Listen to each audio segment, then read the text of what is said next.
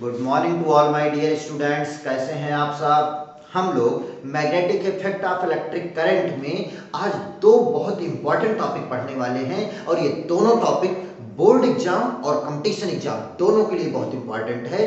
पहला है सोलेनॉइड और दूसरा है टोरॉइड। ये दोनों बोर्ड एग्जाम के टॉपिक हैं और कंपटीशन एग्जाम के लिए भी बहुत इंपॉर्टेंट है, इसलिए आप लोग बहुत ध्यान से समझिएगा। आगे पढ़ने से पहले मैं आप लोगों को बता दूं कि अगर magnetic effect of electric current का बाकी लेक्चर आप लोगों ने नहीं देखा है, इसके पहले वाले लेक्चर नहीं देखे हैं, तो उसका लिंक नीचे डिस्क्रिप्शन में दिया हुआ है, वहां से जाकर के आप लोग देख सकते हैं।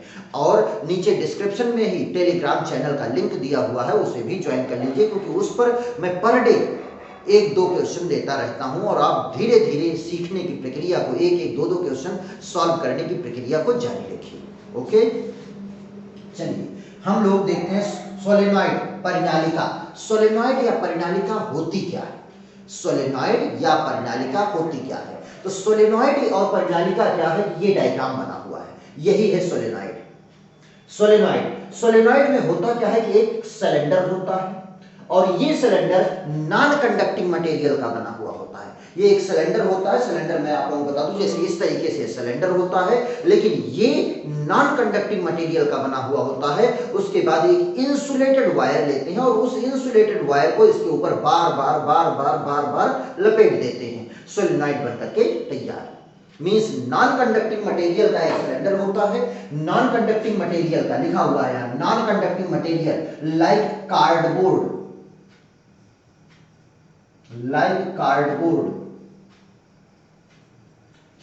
Means non conducting material cardboard का या चीनी मिट्टी का बना हुआ एक सिलेंडर होता है और उस सिलेंडर के ऊपर बार बार बहुत नजदीक इंसुलेटेड वायर लिखा हुआ। वायर जो है, वायर शुड बी इंसुलेटेड ही होना चाहिए। इंसुलेटेड क्यों होना चाहिए? अगर ये इंसुलेटेड नहीं होंगे तो अगर दो वायर आपस में टच कर गए तो शॉर्ट सर्किट होने का खतरा है, इसलिए ये वायर जो होते हैं वो इंसुलेटेड होते हैं, अगर आपस में टच भी कर जाएंगे तो कोई प्रॉब्लम नहीं है। तो इस तरीके से बार बार कई टर्न्स लपेट करके और उनके दोनों जो वायर हैं उनके दोनों सिरों को एक बैटरी, एक सेल से इस तरीके से जोड़ देते हैं और उसको एक स्विच से कनेक्ट कर देते हैं। और जब ये स्विच से हम कनेक्ट करते हैं, स्विच को हम ऑन करते हैं, तो स्विच ऑन करने पर यहाँ पर ये करंट फ्लो होना स्टार्ट होती है। इस तरीके से करंट जाती है तो यहाँ पर इस तरीके से करंट फ्लो होना स्टार्ट हो जाती है, इस तरीके से करंट फ्लो होती है। और ये इस तरीके से क्या है, एक सर्कुलर कॉइल है, और सिर्फ सर्कुलर कॉइल है, मींस सोलेनॉइड क्या है, एक तरीके का सर्कुलर कॉइल है। सिर्फ नंबर ऑफ टर्न्स बहुत ज्यादा है, सिर्फ क्या है, नंबर ऑफ टर्न्स बहुत ज्यादा है। ये एक सर्कुलर कॉइल ही है, क्या है, सर्कुलर कॉइल है, और उसमें नंबर ऑफ टर्न्स बहुत ज्यादा है। तो यहां से हम लोग देख सकते हैं a solenoid is a circular coil, a solenoid is a circular coil of a large number of turns. Means परिनालिका एक वृत्ताकार कुंडली है जिसमें फेरों की संख्या बहुत अधिक होती है, जिसमें फेरों की संख्या बहुत अधिक होती है। और हम लोग जानते हैं कि जो कॉइल है, उस कॉइल के कारण, कॉइल में जब करंट फ्लो होती है तो उसके कारण मैग्नेटिक फील्ड जनरेट हो जाती है। अब उस मैग्नेटिक फील्ड की डायरेक्शन क्या होती है, इसमें भी एक कॉइल ही है, इस कॉइल में भी कितने टर्न्स हैं, बहुत सारे टर्न्स हैं, तो इसमें भी करंट फ्लो हो रही है और करंट फ्लो होने के कारण क्या होगी, मैग्नेटिक फील्ड जनरेट होगी। और मैग्नेटिक फील्ड जनरेट होगी तो उस मैग्नेटिक फील्ड की डायरेक्शन क्या होगी, ये कैसे पता लगाएंगे? तो मैग्नेटिक फील्ड की डायरेक्शन पता लगाने के लिए बहुत सिंपल तरीका है, और वो कैसे हम लोग कर सकते हैं कि उस सोलेनॉइड को, इस सोलेनॉइड को आप अपने दाहिने हाथ में पकड़िए, इस सोलेनॉइड को आप अपने दाहिने हाथ में पकड़िए और इस तरीके से पकड़िए कि चारों उंगलियां करंट की डायरेक्शन में, चारों उंगलियां करंट की डायरेक्शन में हो, तो अंगूठा जो थंब है वो अपने आप मैग्नेटिक फील्ड की डायरेक्शन को शो कर देगा, वो अपने आप मैग्नेटिक फील्ड की डायरेक्शन को शो कर देगा। जैसे यहां पर देखिए सारी की सारी कॉइल में जो टर्न्स हैं उसमें करंट पीछे से जा रही है और आगे से इस तरीके से निकल रही है, मतलब ऊपर से करंट बाहर की तरफ आ रही है और नीचे से करंट अंदर की तरफ जा रही है।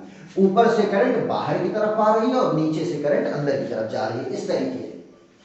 इस तरीके से सिलेंडर है और इसके ऊपर बार बार टर्न्स लपेटे गए हैं। तो वायर इस तरीके से आ रहा है, यहां पर करंट बाहर की तरफ है और यहां पर करंट अंदर की तरफ है। यहां पर करंट बाहर की तरफ, यहां पर करंट अंदर की तरफ है, और यहां पर बाहर की तरफ है, यहां पर अंदर की तरफ है। इसको हम पकड़ेंगे तो इस तरीके से पकड़ेंगे, चारों उंगलियां इस करंट की डायरेक्शन में। अब ये अंगूठा जो थंब है, थंब इस ये डायरेक्शन शो कर रहा है, मींस यहां पर मैग्नेटिक फील्ड, यहां पर मैग्नेटिक फील्ड की जो डायरेक्शन होगी वो इस तरफ होगी। यहां पर जो मैग्नेटिक फील्ड की डायरेक्शन होगी वो मैग्नेटिक फील्ड की डायरेक्शन ये होगी, क्योंकि हमारा थंब यही डायरेक्शन रिप्रेजेंट कर रहा है, तो ये होगी मैग्नेटिक फील्ड की डायरेक्शन। ओके, मान लीजिए कि इसकी लेंथ, जो सोलेनॉइड है उस सोलेनॉइड की लेंथ कितनी है, L है, और इसमें टोटल नंबर ऑफ टर्न्स कितने हैं, कैपिटल N है। कैपिटल N क्या है, total number of turns, total number of turns. Okay, total number of turns.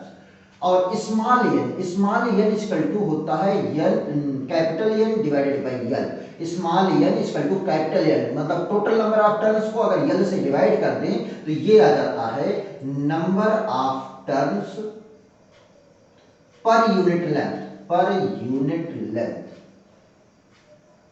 यहां पर आज हम लोग इसका बहुत यूज करने वाले हैं स्मॉल एन का। स्मॉल एन क्या है, number of turns per unit length, number of turns per unit length, यही इसका यूज करने वाले हैं। ओके, तो सोलेनॉइड आप लोग समझ गए हो कि एक नॉन कंडक्टिंग मटेरियल का सॉलिड हो, मतलब सिलेंडर हो, और उस सिलेंडर के ऊपर बार बार इंसुलेटेड वायर को लपेट दिया जाए और उसे एक सेल से कनेक्ट कर दिया जाए, तो वो हमारा क्या बन जाएगा, सोलेनॉइड बन जाएगा। उस सोलेनॉइड के कारण जो मैग्नेटिक फील्ड की डायरेक्शन होगी उसको भी हम निकालने जानते हैं कि सोलेनॉइड को अपने दाहिने हाथ से पकड़ो और ये चारों उंगलियां करंट की डायरेक्शन में हो तो थंब अपने आप मैग्नेटिक फील्ड की डायरेक्शन को रिप्रेजेंट कर देगा। ओके, अब हम लोग इसके आगे एम्पीयर सर्किटल लॉ का यूज ही है। कल हम लोगों ने 3 लॉ पढ़ा था, आज के लेक्चर में हम लोगों ने सोलेनॉइड भी उसी के एप्लीकेशन पर है, और यहां पर उसका एप्लीकेशन, इसका 4th एप्लीकेशन है ये किसका, एम्पीयर सर्किटल लॉ का। इससे हमें क्या निकालना है, magnetic field inside a long solenoid. Long solenoid, long solenoid है मींस ये सोलेनॉइड इनफाइनाइट लेंथ का है, हम आइडियल कंडीशन में ले रहे हैं। जब आइडियल सोलेनॉइड की बात करते हैं तो इसकी लेंथ क्या होती है, इनफाइनाइट होती है। अगर यहां पर हम ये भी देखेंगे इसकी लेंथ L है और इसकी रेडियस इस तरीके से, ये कितना है, इसकी रेडियस है R। ओके, अब यहां पर आइडियल सोलेनॉइड के केस में या लॉन्ग सोलेनॉइड के केस में इसकी लेंथ बहुत ज्यादा होनी चाहिए और इसका जो डायमीटर है मींस इसकी रेडियस है वो बहुत कम होनी चाहिए। लंबी परिनालिका के भीतर चुंबकीय क्षेत्र, इस तरीके से ये परिनालिका, इसके भीतर चुंबकीय क्षेत्र निकालना है। ये परिनालिका जो सोलेनॉइड होती है वो तो इस तरीके से होती है। ये कैसे बना हुआ है ये आप लोगों को समझ में नहीं आ रहा होगा, तो मैं आप लोगों को बताता हूं। ये यही सोलेनॉइड है, सिर्फ ये 3D डायग्राम में बना हुआ है और ये 2D रिप्रेजेंटेशन है। ये कौन सा है, 2D डायग्राम, 2D डायग्राम। और 2D डायग्राम कैसे है, सोलेनॉइड क्या होती है, सोलेनॉइड इस तरीके से होती है, इसके ऊपर बार बार फेरों को लपेट दिया जाता है। यहां पर करंट क्या है, इस तरीके से बार बार फेरों को लपेटा गया। यहां पर करंट क्या है, यहां पर करंट बाहर की तरफ आ रही है, यहां पर करंट क्या है, अंदर की तरफ जा रही है। अब बहुत सिंपल सा ये डायग्राम समझने के लिए आपको ये समझना है कि ये सोलेनॉइड है, इस सोलेनॉइड को बीच से कट कर दिया गया है, बीच से इसको कट कर दिया गया है। और जब बीच से इसको कट कर दिया जाएगा, मैं यहां पर डायग्राम भी दे रहा हूं, आप लोग यहां भी देख लीजिए, उसको बीच से जब कट कर दिया जाएगा, इसको सीधा सीधा अगर कट कर दिया जाएगा तो यहां पर क्या होगी, यहां पर मैग्नेटिक ये करंट क्या होगी, बाहर आ रही होगी। यहां पर करंट बाहर आ रही होगी, जैसा कि यहां पर रिप्रेजेंट है, डॉट से रिप्रेजेंट किया गया। डॉट का मतलब क्या है कि करंट जो है वो बाहर की तरफ आ रही है, तो यहां पर करंट बाहर की तरफ आ रही है। और जो नीचे होगा, नीचे क्या होगी, करंट अंदर की तरफ जा रही होगी। करंट अंदर की तरफ जा रही होगी तो यहां पर क्रॉस से डिनोट कर दिया गया है, मींस ये सोलेनॉइड है। सिर्फ सोलेनॉइड का 2D डायग्राम दिखाया गया है, जैसे ये है, ये सोलेनॉइड है, सोलेनॉइड को बीच से कट कर दिया गया है। और बीच से कट करने के बाद ऊपर अगर हम देखेंगे तो इमेजिन कीजिए, इमेजिनेशन पर डिपेंड है, तो यहां पर करंट बाहर की तरफ आ रही है और यहां से करंट अंदर की तरफ जा रही है। इस तरीके से ये हमारा डायग्राम 2D डायग्राम हो गया है। और अब हमें इसके भीतर, मतलब इसके अक्ष पर, यहां पर हमें मैग्नेटिक फील्ड निकालना है। और मैग्नेटिक फील्ड निकालने से पहले हम लोग यहाँ पर देखिए ये मैग्नेटिक फील्ड लाइंस कुछ बनाई गई हैं। इन मैग्नेटिक फील्ड लाइंस के बारे में हम लोग समझ लेते हैं। मैग्नेटिक फील्ड लाइंस आप लोग देखिए, अगर इसको ध्यान से देखिए तो यहाँ पर मैग्नेटिक फील्ड, ये सोलेनॉइड के अंदर मैग्नेटिक फील्ड लाइंस, इस सोलेनॉइड के अंदर जो है मैग्नेटिक फील्ड लाइंस स्ट्रेट हैं, पैरेलल हैं और ये सोलेनॉइड के एक्सिस के पैरेलल भी हैं। ये सब के सब स्ट्रेट हैं और पैरेलल हैं। किसके पैरेलल है? सोलेनॉइड के एक्सिस के पैरेलल है और सब के सब लगभग इक्वी डिस्टेंस पर हैं। मतलब इसके अंदर सोलेनॉइड के अंदर, ये बहुत इंपॉर्टेंट पॉइंट बता रहा हूं जो कि नीट और आईआईटी के लिए बहुत इंपॉर्टेंट है। सोलेनॉइड के अंदर मैग्नेटिक फील्ड लाइंस स्ट्रेट होती हैं, पैरेलल होती हैं और यूनिफॉर्म होती है। मींस इसके अंदर मैग्नेटिक फील्ड भी यूनिफॉर्म होती है। सोलेनॉइड के अंदर मैग्नेटिक फील्ड क्या होती है? यूनिफॉर्म होती है और मैग्नेटिक फील्ड लाइंस एक दूसरे के पैरेलल होती हैं और मैग्नेटिक ये सोलेनॉइड के एक्सिस के पैरेलल होती है और ये सब की सब स्ट्रेट होती हैं। सिर्फ कहां पर अगर छोड़ दिया जाए, किनारों पर अगर देखिए तो किनारों पर ये पैरेलल नहीं है, इक्वी डिस्टेंस नहीं है।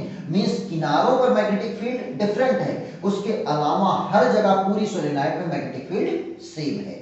हमें इसके अंदर इस पॉइंट पर मैग्नेटिक फील्ड निकालना है और पी पॉइंट पर निकालना है और पी पॉइंट पर मैग्नेटिक फील्ड जब हमें निकालना है तो इस पी पॉइंट पर मैग्नेटिक फील्ड निकालने के लिए हमें कुछ एजम्पशंस लेने पड़ते हैं और वो एजम्पशंस यहाँ पर गिवन हैं, आप लोग देख सकते हो। फर्स्ट एजम्पशन, पहला एजम्पशन है magnetic field outside the solenoid is zero. Means इस सोलेनॉइड के बाहर मैग्नेटिक फील्ड जीरो होती है। इस सोलेनॉइड के बाहर मैग्नेटिक फील्ड जीरो होती है। ठीक है, मैग्नेटिक फील्ड बाहर, चाहे यहां पर देखें चाहे नीचे देखें, मैग्नेटिक फील्ड क्या होगी? सोलेनॉइड के अंदर तो होगी मैग्नेटिक फील्ड, लेकिन सोलेनॉइड के बाहर मैग्नेटिक फील्ड जीरो होगी। ओके, तो मैग्नेटिक फील्ड इसके बाहर जीरो होगी। और क्यों जीरो होगी? अगर हम लोग इसको समझना चाहेंगे क्यों जीरो होगी तो इसका आंसर इस तरीके से हम दे सकते हैं कि सोलेनॉइड में क्या होता है कि सोलेनॉइड में जो टर्न्स हैं, जो ये टर्न्स हैं वो टर्न्स बहुत नजदीक नजदीक होते हैं। इस तरीके से हमने थोड़ा दूर दूर दिखाया है, लेकिन ये समझिए ये टर्न्स क्या है, एक टर्न्स यहाँ एक टर्न्स यहाँ, ये टर्न्स बहुत पास पास होते हैं। जो फेरे होते हैं वो फेरे बहुत नजदीक नजदीक होते हैं। अब ये फेरे बहुत नजदीक नजदीक होते हैं और हम लोग पढ़ चुके हैं कि जो सर्कुलर कॉइल होती है उसके कारण जो मैग्नेटिक फील्ड होता है उनके किनारों पर वो एक सर्किल बनाती है, वो एक कंसेंट्रिक सर्कल्स बनाती है। वो क्या बनाती है? कंसेंट्रिक सर्कल्स बनाती है। तो अगर इसके किनारे पर देखा जाए तो ये कुछ इस तरीके से कंसेंट्रिक सर्कल्स बनाएंगी। हम अदर पेन से कर देते हैं, अदर कलर से। यहां पर किनारे पर देखें तो ये कुछ इस तरीके से कंसेंट्रिक सर्कल्स बनाएंगे और ये इस तरीके से बनाएंगे। भाई दोनों ही मैग्नेटिक फील्ड बनाएंगे, मैग्नेटिक फील्ड बनाएंगे। इसकी डायरेक्शन कुछ इस तरीके से होगी, इसकी डायरेक्शन कुछ इस तरीके से होगी। अब अगर ये दोनों बहुत टर्न्स बिल्कुल पास पास होते हैं, अब देखिए यहाँ पर मैग्नेटिक फील्ड नीचे की तरफ आ रही है, ये नीचे की तरफ आ रही है और ये क्या है? ऊपर की तरफ। थोड़ा और बड़ा बनाते हैं तभी आप लोग समझ पाओगे। यहाँ पर ये इस तरीके से ये दो टर्न्स हैं, इस तरीके से दो टर्न्स हैं। अब हम लोग जानते हैं कि इस तरीके से अगर कोई करंट कैरिंग सर्कुलर कॉइल है तो उसके किनारों पर क्या बनता है? मैग्नेटिक फील्ड जो होती है, मैग्नेटिक फील्ड लाइंस वो कंसेंट्रिक सर्कल्स बनाती हैं। अगर इसको आप लोगों ने नहीं समझा है तो लास्ट लेक्चर जाकर के देखिए, जिसमें है करंट वो magnetic field due to a circular current carrying circular coil. Okay, तो ये शायद मुझे लगता है थर्ड या फोर्थ लेक्चर होगा। अब यहां पर अगर देखें तो यहां पर भी किनारों पर क्या बनेगा? इस तरीके से बनेगा, इस तरीके से बनेगा, मतलब कंसेंट्रिक सर्कल्स बनाएंगे। यहां पर जो मैग्नेटिक फील्ड लाइंस होगी वो मैग्नेटिक फील्ड लाइंस की डायरेक्शन यहां पर ऊपर की तरफ, तो यहां पर इस तरह, मतलब इस तरीके से होगी और यहां पर भी वही सेम। अब अगर दोनों ये बहुत पास पास हैं तो यहाँ पर मैग्नेटिक फील्ड लाइंस की डायरेक्शन देखिए, एक में मैग्नेटिक फील्ड लाइंस की डायरेक्शन नीचे की तरफ है और एक में ऊपर की तरफ है। जब एक में मैग्नेटिक फील्ड लाइंस नीचे की तरफ है, दूसरे में ऊपर की तरफ है, तो ये एक दूसरे को क्या कर देगी? कैंसिल आउट कर देंगी। और कैंसिल आउट कर देने के कारण यहाँ पर जो है मैग्नेटिक फील्ड बी की वैल्यू क्या हो जाती है? जीरो हो जाती है। पहला एजम्पशन ये है। पहला एजम्पशन क्या है? सोलेनॉइड के बाहर मैग्नेटिक फील्ड जीरो होती है। दूसरा है हम क्योंकि आइडियल लॉन्ग सोलेनॉइड ले रहे हैं तो मींस आइडियल कंडीशन ले रहे हैं, तो आइडियल कंडीशन में यल जो है मींस लॉन्ग सोलेनॉइड में L is greater than R होना चाहिए, इसके रेडियस से बहुत ज्यादा लंबाई होनी चाहिए ये। और दूसरा ये नंबर ऑफ टर्न्स जो है, ये नंबर ऑफ टर्न्स बहुत ज्यादा होते हैं, वेरी हाई होते हैं, नंबर ऑफ टर्न्स बहुत ज्यादा होंगे, पास होंगे तभी मैग्नेटिक फील्ड भी जीरो होगी। ये दोनों आइडियल सोलेनॉइड की कंडीशन होती है। ओके, फोर्थ कंडीशन है और जो कि मैं बता चुका हूं, magnetic field lines inside the solenoid are straight and parallel। inside the solenoid straight और parallel होती है, जिसके कारण यहाँ पर magnetic field भी यूनिफॉर्म होती है। ओके, अब हमें ये निकालना है कि इसके कारण यहाँ P पॉइंट पर मैग्नेटिक फील्ड कैसे होगी। हम लोग एक BS सर्किटल लॉ पढ़ चुके हैं कि जिस पॉइंट पर हमें मैग्नेटिक फील्ड निकालना होता है वहां से हम एक क्या लेते हैं, एम्पियर्स लूप बनाते हैं। तो इस P पॉइंट से होते हुए मैंने एक एम्पियर्स लूप बनाया, एम्पियर्स लूप ABCD, हम इसका नाम दे देते हैं ABCD, एक एम्पियर्स लूप बनाया। ये क्या है, ये है एम्पियर्स लूप, एम्पियर्स लूप बनाया, मतलब ABCD क्या है, एक एम्पियर्स लूप है, और एम्पियर्स लूप है तो एम्पियर लॉ यहां पर अप्लाई करिए, by Ampere's law.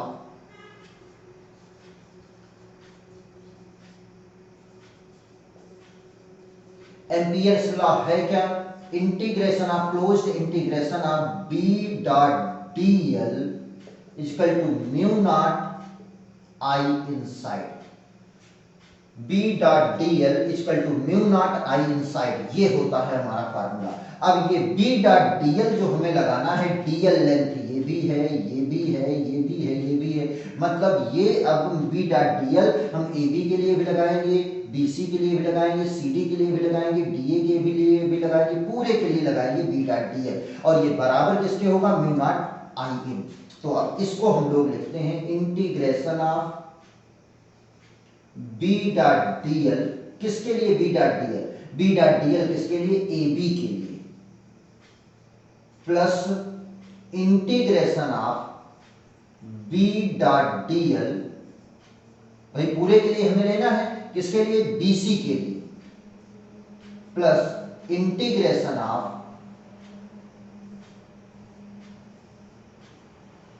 B dot DL किसके लिए, CD के लिए, plus integration of B dot DL किसके लिए, AD के लिए या DA के लिए, पूरे के लिए हो गया AB, BC, CD और DA, पूरे के लिए हो गया, और ये बराबर होगा mu naught I in. Okay, ये इतना होगा। अब अगर यहां पर ध्यान से देखिए तो AB, B और DL है, AB क्या है, सोलेनॉइड के बाहर है, सोलेनॉइड के बाहर है, और बाहर मैग्नेटिक फील्ड कितनी होती है, जीरो, बाहर मैग्नेटिक फील्ड की वैल्यू जीरो होती है, तो B की वैल्यू जब जीरो हो जाएगी तो इस पूरे की वैल्यू क्या हो जाएगी, जीरो हो जाएगी। क्यों जीरो हो जाएगी, क्योंकि मैग्नेटिक फील्ड B की वैल्यू जीरो है। क्लियर, इतना समझ गए होंगे। BC, यहां पर BC की अगर हम बात करें, अगर BC की बात करें तो इसकी भी वैल्यू जीरो होगी। क्यों जीरो होगी, ये समझना है आपको, इसकी भी वैल्यू कितनी आएगी, जीरो आएगी। जीरो क्यों होगी ये समझना है। देखिए इतना लेंथ, ये इतनी लेंथ तो सोलेनॉइड के बाहर है, सोलेनॉइड के बाहर होने के कारण यहां पर तो मैग्नेटिक फील्ड जीरो है, और मैग्नेटिक फील्ड B की वैल्यू जीरो, तो ये इतना पूरा B डॉट DL भी जीरो हो जाएगा। लेकिन बची ये वाली लेंथ, इतने में तो मैग्नेटिक फील्ड है, बिल्कुल इतने में मैग्नेटिक फील्ड है, तो लेकिन वो मैग्नेटिक फील्ड की डायरेक्शन ये है, मैग्नेटिक फील्ड की डायरेक्शन ये है। अब ये DL है और ये DL लेंथ है, मींस ये लेंथ है, ये मैग्नेटिक फील्ड की डायरेक्शन है, दोनों एक दूसरे के परपेंडिकुलर हैं, और जब परपेंडिकुलर हैं तो A डॉट B क्या होता है, AB cos थीटा, और cos 90 की वैल्यू जीरो होती है, तो इसलिए जीरो हो जाएगी। क्यों जीरो हो जाएगी, क्योंकि B is perpendicular to DL, B और DL दोनों एक दूसरे के परपेंडिकुलर हैं, जिसके कारण ये जीरो होगी। और CD के लिए अभी छोड़ दीजिए, CD के लिए छोड़ दीजिए, DA पर आइए, DA के लिए भी मैग्नेटिक फील्ड क्या होगी, जीरो होगी। डीए के लिए भी मैग्नेटिक फील्ड जीरो होगी। क्यों जीरो होगी? क्योंकि यहां पर इस लेंथ में तो जीरो ही होगी क्योंकि ये बाहर है, मैग्नेटिक फील्ड जीरो है। इस लेंथ में भी जीरो होगी क्योंकि लेंथ तो ये है और मैग्नेटिक फील्ड ये है, बी ये है, डीएल ये है, तो इनके बीच का एंगल क्या है? 90 डिग्री, और 90 डिग्री होगा तो cos 90 जीरो हो जाएगा, मतलब B perpendicular to DL. Clear? ये हो जाएगा equal to mu naught I, मतलब ये भी जीरो, ये भी जीरो, ये भी जीरो, टोटल 4 टर्म थे, 3 तो जीरो हो गए, सिर्फ यही सी डी वाला बचा हुआ है। तो आप लोग इसको नोट कर लिए होंगे, इसके आगे हम ऊपर सॉल्व करें, इसको रिमूव कर दें। जल्दी से नोट कीजिए आप लोग, फिर हम नहीं तो मैं रिमूव कर दूं। जल्दी से नोट कीजिए, 1 2 3, चलिए रिमूव करना।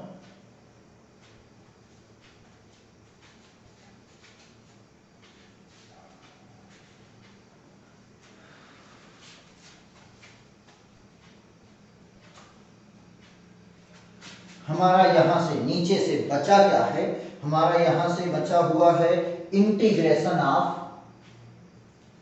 बी डॉट डीएल, किसके लिए? सीडी के लिए बचा हुआ है, सीडी के लिए बचा हुआ, बाकी सब जीरो हो गए, equal to mu naught I इन, ये बचा हुआ है। अब हम सीडी की बात करते हैं, तो इंटीग्रेशन ऑफ सीडी की अगर बात करें हम, तो यहां पर magnetic field B dot DL, और बी भी इसी डायरेक्शन में है, बी की डायरेक्शन क्या है? यही है, बी की डायरेक्शन यही है, और डीएल भी, लेंथ भी इसी डायरेक्शन में है, इसकी लंबाई कितनी है? एल है, दोनों सेम डायरेक्शन में, इसलिए क्या हो जाएगा? cos जीरो हो जाएगा, cos zero equal to mu naught, और ये आई इन की वैल्यू, चलिए अभी लिख देते हैं, अगले स्टेप में आई इन की वैल्यू रखना होगा, बी बाहर आ जाएगा, cos जीरो 1 हो जाएगा, इंटीग्रेशन ऑफ डीएल, बी तो बाहर आ जाएगा, कांस्टेंट होगा, और cos जीरो की वैल्यू 1 हो जाएगी, सिर्फ बचेगा integration of DL,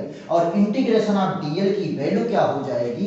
integration of DL की वैल्यू, अगर डीएल को हम इंटीग्रेट करेंगे, पूरा सीडी आ जाएगा, पूरे सीडी की लेंथ कितनी है? एल है, तो ये आ जाएगा B into L is equal to mu naught I इन।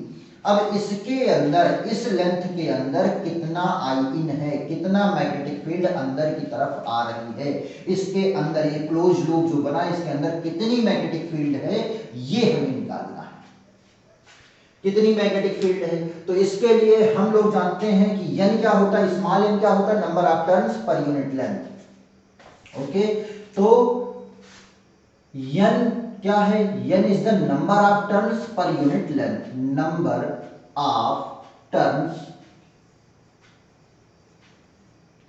पर यूनिट लेंथ,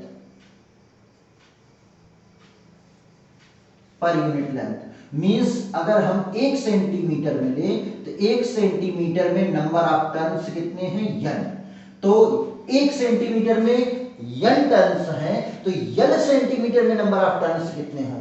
तो l सेंटीमीटर में नंबर ऑफ टर्न्स कितने होंगे? l सेंटीमीटर में नंबर ऑफ टर्न्स हो जाएगी n into l turns. Okay, 1 centimetre में n टर्न्स, तो 2 सेंटीमीटर में 2n टर्न्स, 3 सेंटीमीटर में 3n टर्न्स, तो l सेंटीमीटर में nl टर्न्स। ओके, अब एक टर्न्स में करंट कितनी है? I, एक टर्न्स में करंट कितनी है? 1 टर्न्स में करंट कितनी है? I, तो 2 टर्न्स में 2I, 3 टर्न्स में 3I, हमारा है कितना? n इंटू l टर्न्स है, n इंटू l टर्न्स है, तो करंट कितनी हो जाएगी भाई? एक टर्न्स में I करंट, तो 2 टर्न्स में 2I हो जाएगा, 3 टर्न्स में 3I हो जाएगा, nl टर्न्स में nli हो जाएगा। क्या हो जाएगा? nli। तो I इन की वैल्यू मींस इतने के अंदर जो करंट होगी, nl टर्न्स के अंदर जो करंट होगी वो ये होगी, और यही I इन की वैल्यू हो जाएगी। तो I इन की वैल्यू हो जाएगी nl into I in, nl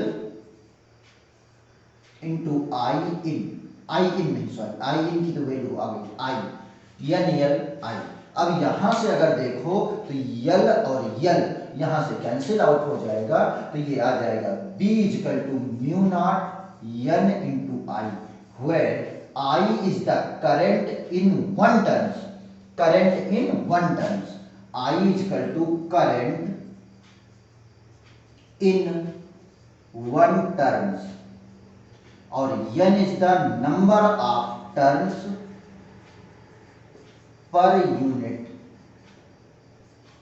length, और म्यू नॉट तो आप लोग जानते हो परमेबिलिटी ऑफ फ्री स्पेस हो जाएगा। ओके, ये आ गया हमारा, यही सबसे इंपॉर्टेंट फार्मूला है कि यहां पर सोलेनॉइड के अंदर अगर हमें मैग्नेटिक फील्ड निकालना है, सोलेनॉइड के अंदर अगर मैग्नेटिक फील्ड निकालना है तो हम म्यू नॉट एन आई फार्मूला लगा देंगे। यहां पर n जो है वो n क्या होता है, n is equal to capital N divided by L, n is the length of the solenoid और n is the number of turns.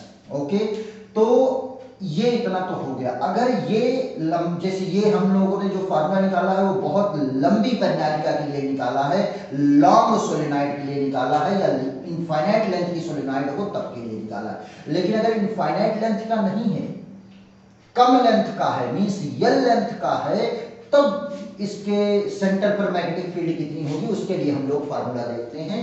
तो आप लोग इसको भी नोट कर चुके होंगे, नोट कर लिया। चलिए हम रिमूव कर रहे हैं, अगर नहीं नोट किया है तो पॉज करके नोट कर लीजिए। ओके ओके, चलिए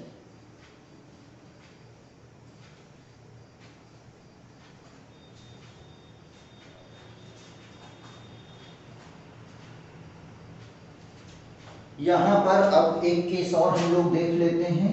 वो क्या केस है, ध्यान से समझिएगा। If the length of solenoid means जो परिनालिका है उसकी लंबाई L हो, if the length of the solenoid is L metre,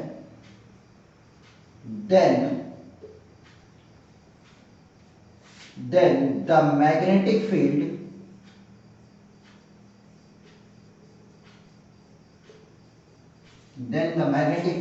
at the centre पर मैग्नेटिक फील्ड कितनी होगी, ये चीज हम लोगों को देखना है। और उसका फार्मूला ही मैं पहले बता देता हूं, चलिए, या कि पहले मैं डायग्राम बना देता हूं। देखिए, इस तरीके से L लेंथ की एक सोलेनॉइड है, वो एक 2D डायग्राम बना रहे हैं। यहां पर क्या है, ये करंट सबकी सब आउटवर्ड डायरेक्शन में बाहर की तरफ आ रही है, और यहां पर सारी की सारी करंट अंदर की तरफ जा रही है, इस तरीके से। ठीक है, अब यहां पर हमें मैग्नेटिक फील्ड निकालना है, ये इसकी एक्सिस है, यहां पर हमें मैग्नेटिक फील्ड निकालना है। यहां पर जब हमें मैग्नेटिक फील्ड निकालना है तो हम क्या करेंगे, इसके फर्स्ट एंड को यहां से ज्वाइंट कर दें। इसके फर्स्ट एंड को ज्वाइंट करेंगे तब ये जो एंगल बनेगा, यहां से ये जो एंगल बनेगा ये होगा θ1। दूसरे को ज्वाइंट कर दीजिए, दूसरे सिरे को ज्वाइंट कर दीजिए यहां से, और जो दूसरे सिरे को हम ज्वाइंट करेंगे तो ये जो एंगल होगा ये होगा θ2।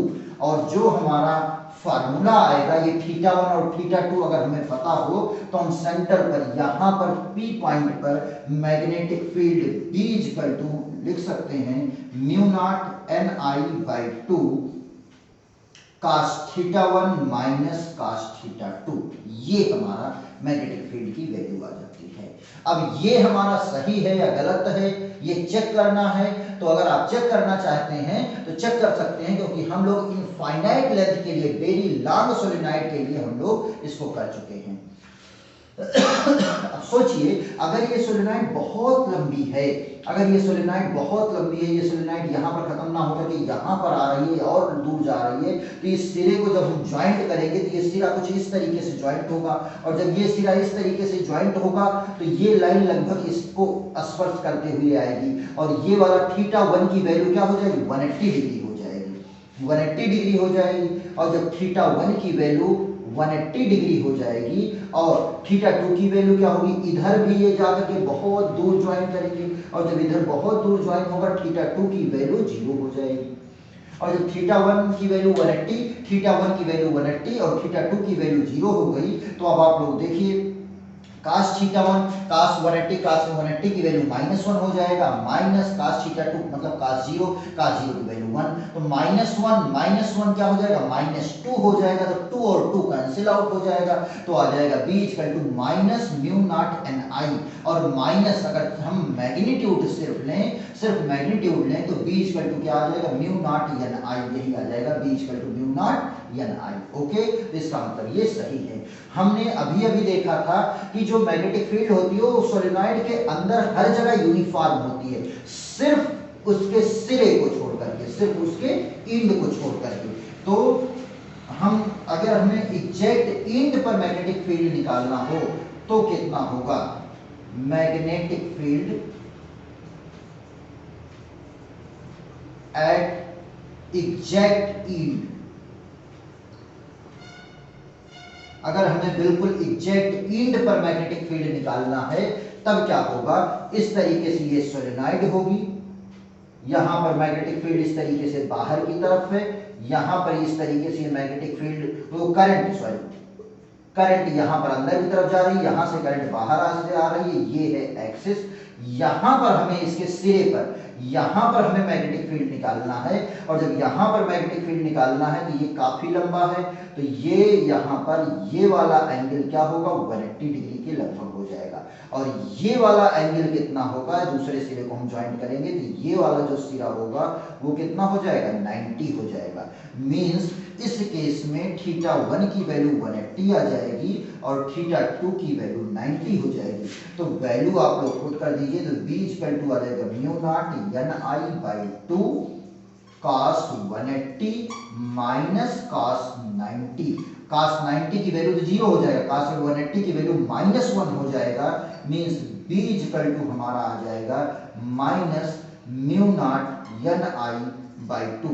अगर हम सिर्फ मैग्नीट्यूड ले, मॉड ऑफ b लें, अगर हम मैग्नीट्यूड ले रहे हैं तो ये हो जाएगा mu naught N I by 2, मतलब एग्जैक्ट एंड पर मैग्नेटिक फील्ड सेंटर के मैग्नेटिक फील्ड का हाफ होता है। सेंटर पर अगर मैग्नेटिक फील्ड b है तो एग्जैक्ट एंड पर मैग्नेटिक फील्ड क्या हो जाएगी, b बाई 2 हो जाएगी। क्लियर? तो आप लोग इसको जल्दी से नोट कर लीजिए, फिर हम लोग एक ग्राफ बना करके देख लेते हैं, बहुत छोटा सा ग्राफ है, जल्दी से नोट कीजिए। ऊपर आप लोग नोट कर चुके हैं, मैं इसको रिमूव कर रहा हूं। ओके, चलिए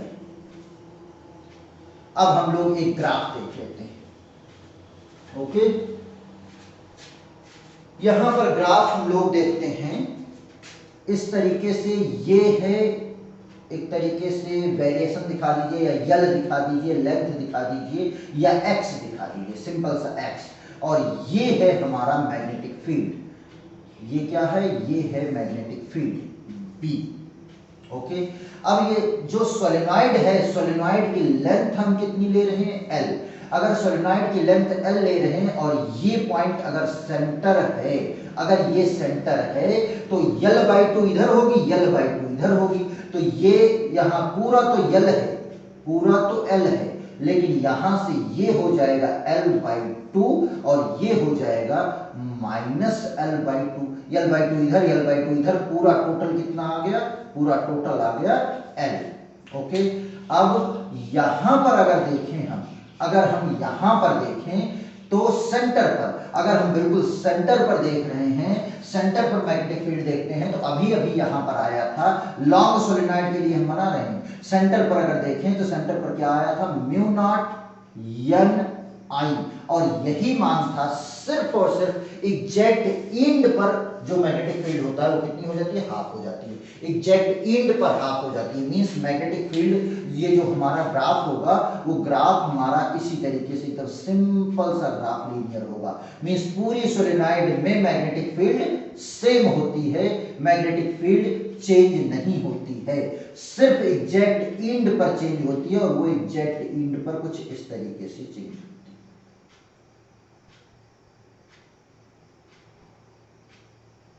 यहां कुछ इस तरीके से,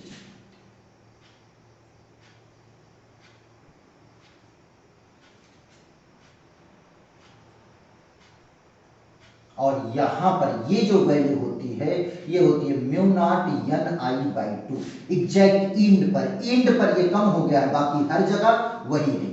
इंड पर ये कम हो गया है, mu naught N I by 2 हो गया, हाफ हो गया है, और यहाँ बाकी पूरी सोलेनॉइड में म्यू नॉट एन आई होता है। ओके, तो आप लोग इसको भी नोट कीजिए। उसके बाद अब हम लोग टोरॉइड देखते हैं।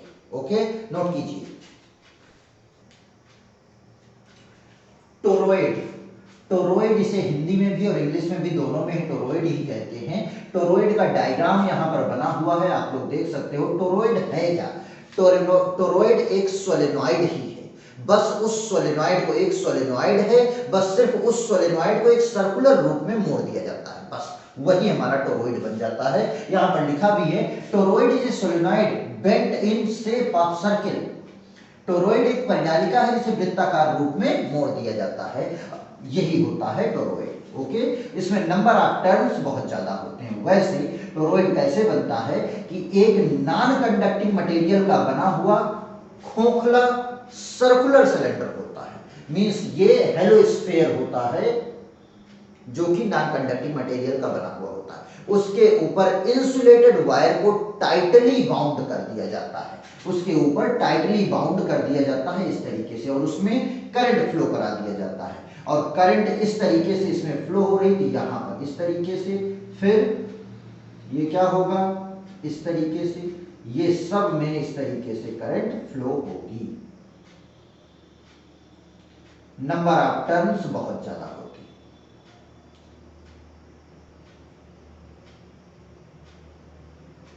सब में लगा देते हैं।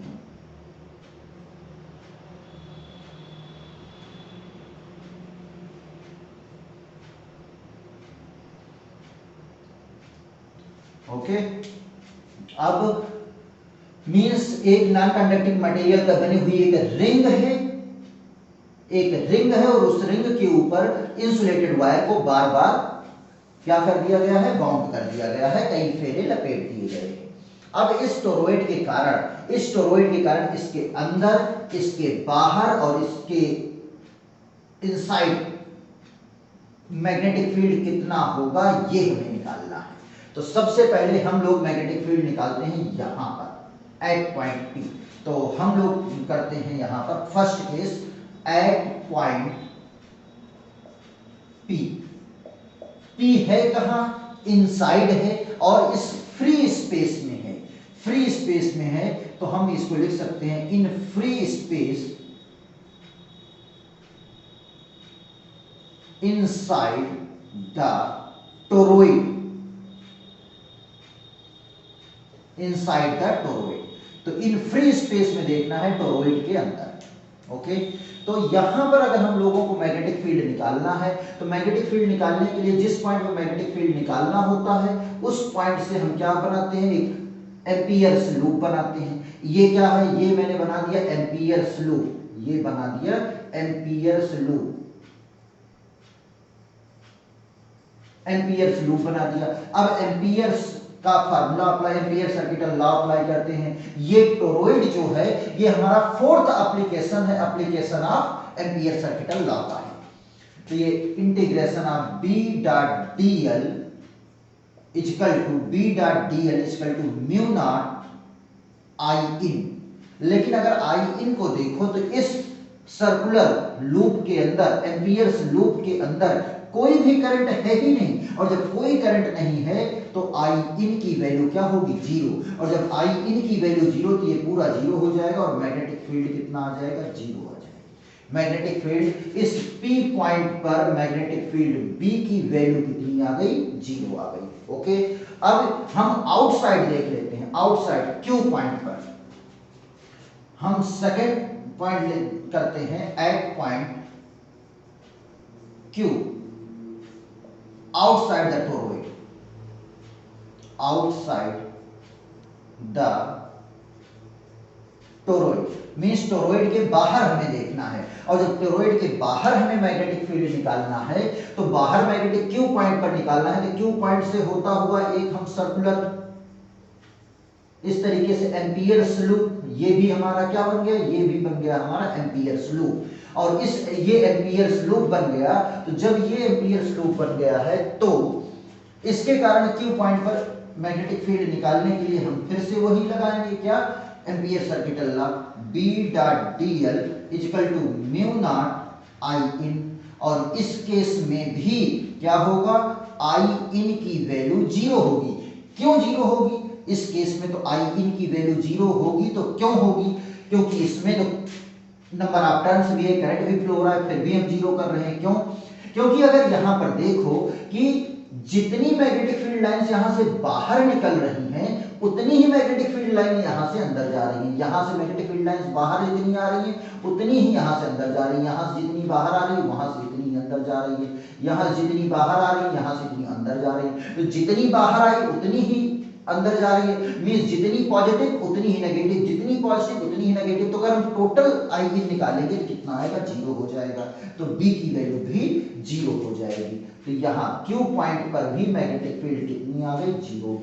मींस टोरॉइड के अंदर फ्री स्पेस में और टोरॉइड के बाहर फ्री स्पेस में दोनों कंडीशन में मैग्नेटिक फील्ड जीरो होती है। Means magnetic field is zero in inside the toroid and outside the toroid. Okay, अब इस टोरॉइड के अंदर कितनी मैग्नेटिक फील्ड होगी?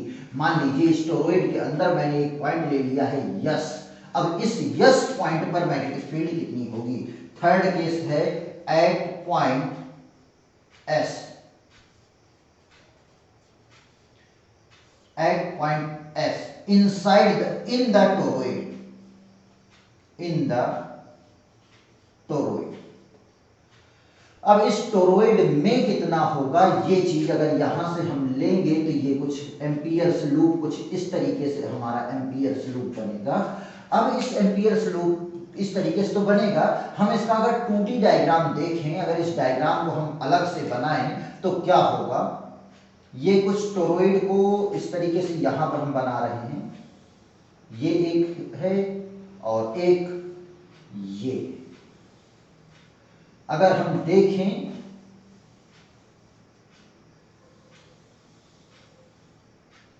अगर हम यहां पर देखें तो यहां से करंट क्या हो रही है, अंदर जा रही है। यहां से करंट अंदर जा रही है, यहां से सारी की सारी करंट अंदर की तरफ जा रही है।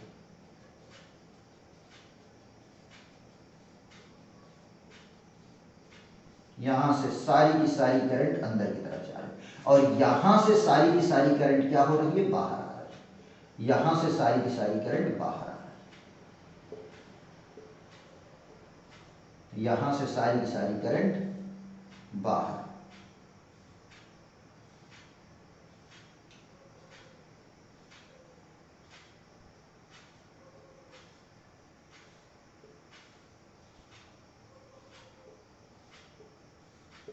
ओके, यहां से करंट बाहर आ रही है और यहां से करंट अंदर जा रही है। हमें जो मैग्नेटिक फील्ड निकालना है वो इस पॉइंट एस पर निकालना है।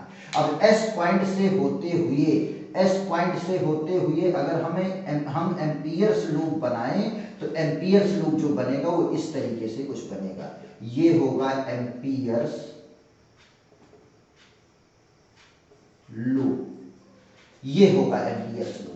अब ये एम्पियर्स लूप की भी कुछ ना कुछ डायरेक्शन हम दिखा देते हैं, और इस लूप का भी कुछ ना कुछ डायरेक्शन हम दिखाएंगे, और उसके साथ साथ मैग्नेटिक फील्ड की भी डायरेक्शन दिखाएंगे। यहां पर हम देखें तो अगर यहां पर एक डीएल लेंथ कंसीडर करें तो डीएल की डायरेक्शन ये होगी, डीएल की डायरेक्शन ये वाली होगी। यहां पर मैग्नेटिक फील्ड की डायरेक्शन, सोलेनॉइड के केस में मैंने बताया था कि डायरेक्शन देखना है तो हम क्या करते हैं, सोलेनॉइड को अपने दाहिने हाथ में पकड़ते हैं, चारों उंगलियां किधर होनी चाहिए, करंट की डायरेक्शन में होनी चाहिए। तो थंब अपने आप मैग्नेटिक फील्ड की डायरेक्शन। यहां पर अगर हम पकड़ें, यहां देखिए ऊपर से बाहर आ रही है तो इस तरीके से बाहर आ रही है, तो अगर इस तरीके से पकड़ें तो मैग्नेटिक फील्ड इस तरफ होगी। यहां पकड़ें तो मैग्नेटिक फील्ड इस तरफ, यहां पकड़ें तो मैग्नेटिक फील्ड इस तरफ, यहां पर पकड़ें तो मैग्नेटिक फील्ड इस तरफ, यहां पर पकड़ें तो मैग्नेटिक फील्ड इस तरफ। तो यहां पर अगर देखें तो मैग्नेटिक फील्ड की डायरेक्शन ये होगी, बी। बी और डीएल सेम डायरेक्शन में है, इसके कारण इनके बीच का एंगल क्या हो जाएगा, जीरो हो जाएगा। तो अगर हम एम्पियर्स सर्किटल लॉ लगाएं तो एम्पियर सर्किटल लॉ क्या होता है, बी डॉट डीएल, या हम डायरेक्ट कर दें B dl cos zero, B dl cos zero equal to mu naught I in, mu naught I in. अब आई इन की वैल्यू क्या होगी ये भी हमें देखना है। d को बाहर कर लेंगे, integration of dl equal to cos 0 की वैल्यू 1 हो जाएगी, म्यू नॉट आई इन की वैल्यू क्या होगी? अब इसके साइड में, इसके अंदर, यस ये जो एम्पियर कैपिटल लॉ बना हुआ है, मतलब एम्पियर लूप बना हुआ है, इसके अंदर ये सारी करंट है। तो एक टर्म्स में अगर आई करंट फ्लो हो रही है तो दो टर्म्स में 2i, तीन टर्म्स में 3i, चार टर्म्स में 4i। हमें टोटल नंबर ऑफ टर्म्स कितने हैं? n।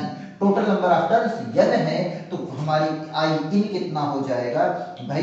एक टर्म्स में आई करंट, टू टर्म्स में 2i, 3i करंट, तो n टर्म्स में कितनी हो जाएगी? n आई करंट हो जाएगी, और यही आई इन की वैल्यू हो जाएगी। ओके, तो आई इन की वैल्यू रख दीजिए n into I.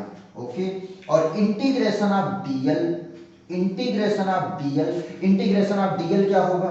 Integration of dl, अगर dl टोटल करेंगे तो या एक तो हम ये मान सकते हैं ये पूरी लेंथ कितनी है, मान लें कि ये पूरी लेंथ l है, या दूसरी चीज हम मान सकते हैं कि ये पूरी लेंथ किसके पेरीमीटर के बराबर है, और वो पेरीमीटर है 2 पाई r के बराबर। क्लियर?